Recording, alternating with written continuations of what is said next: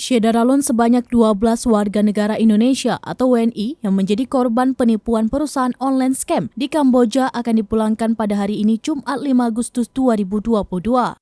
Direktur Pelindungan WNI Kementerian Luar Negeri Republik Indonesia, Juda Nugraha, mengatakan kepulangan 12 WNI atau PMI ini merupakan hasil konkret dari pertemuan Menlu RI dengan Menteri Dalam Negeri atau Mendagri Kamboja, Krolahom Sarkheng, dan Kepala Polisi Kamboja, Jenderal Netsavoen di Phnom Penh.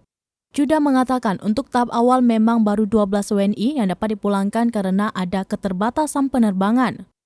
Sebab pada saat yang bersamaan ada penyelenggaraan ASEAN Ministerial Meeting atau AMM yang dilakukan di Phnom Penh sehingga banyak penerbangan yang penuh.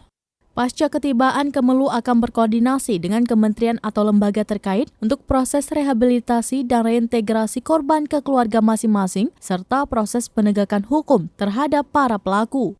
Sementara itu, warga negara Indonesia yang menjadi korban penipuan perusahaan online scam di Kamboja terus bertambah. Totalnya mencapai 129 orang.